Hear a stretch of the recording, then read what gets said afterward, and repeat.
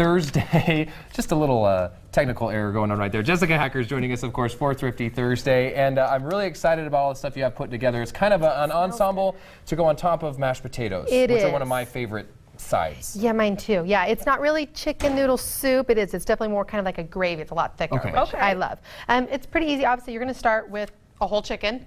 You can get those really all the time for about 99 cents a pound. Watch for good sales though. I picked those chickens up for 55 cents a pound. So that chicken only cost me a little over $2. Wow. But otherwise it'll cost you about $5 for the chicken.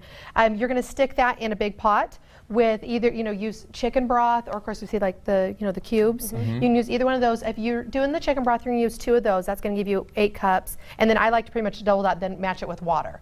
And boil your chicken in it. If you're going to do the cubes, obviously I think it's 1 per 8 ounces. So you're going to, if you're doing that, you have 16 of them that you're going to need to use. And it tells you on there how many to use for the water. Yep. Boil your chicken. It'll take about an hour for it to boil down. Take it out, let it cool so you can peel the chicken off. Meanwhile, put your potatoes into your pot. Are you hanging on to the broth after the chicken cooks? Okay, so you're cooking the potatoes in the broth after the chicken's been boiled. Yep, and it'll give them that great flavor too. Same thing. It's like so while that's happening, obviously we know how to mash potatoes, do all that stuff.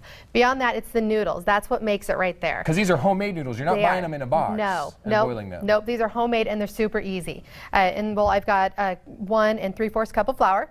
You're just going to put in about a teaspoon. I don't mind my measuring, but about That's that. how my wife does it, and she makes good food when she does that. It works fine. And your eggs, this is 2 egg yolks and 1 whole egg. So if you want to do yolkless, you can do that. You'll do the 3 just egg whites. Okay. You're just not as fattening. Yep. And you're just going to want to bump up the oil though, because you do need that moisture. So you'll need to add about another 2 teaspoons of oil. Okay. Just use the yolks. Yeah, just use the yolks. That's where the delicious flavor is, right?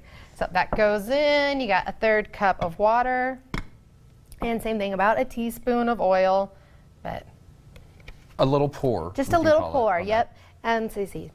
Get it all mixed now I have a question here for you that I've been wondering for a really long time. You must have a massive freezer out in your garage, yes? I do, because I was thinking, as I've been trying to do better, more conscientious shopping, that freezing is really the way to go, because when you find the great deals, you can kind of stockpile some stuff, but you really need the room for it, don't you? You do. Yeah, I have a couple freezers. I really kind of make, one is my meat freezer, one is my everything else freezer.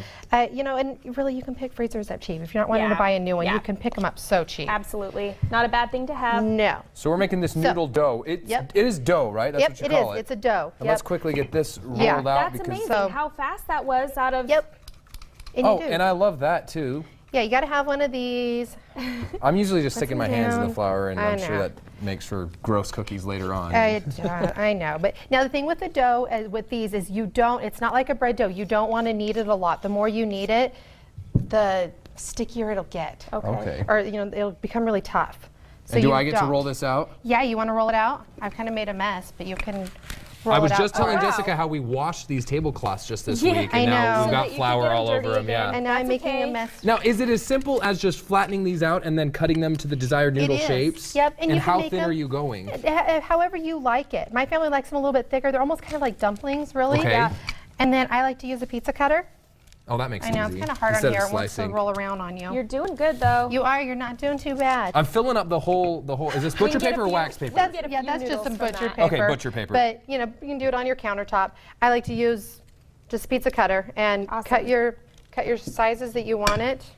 Nice. Just like so. And then you're just still just going to boil them like you would any hard noodles from the store, right? Yep. And so then what you're going to do with it, is then after you've taken your potatoes out, you still have that broth, you've got your chicken in there, you just put those noodles and make sure it's at a nice rapid boil so they don't stick together. It'll only take them a couple minutes that they'll cook. And then you've got your gravy to slop on top of the mashed potatoes. Yes. So we're going to have the whole recipe, including the cost breakdown, at IdahoOnYourSide.com. You can also find it at livingonacoupon.com. So some delicious chicken and almost dumplings, homemade noodles, really is, some gravy on top of that, mashed potatoes. Thanks so much for another great edition of Thrifty Thursday. I'm excited to make that one at home. It'll keep you warm.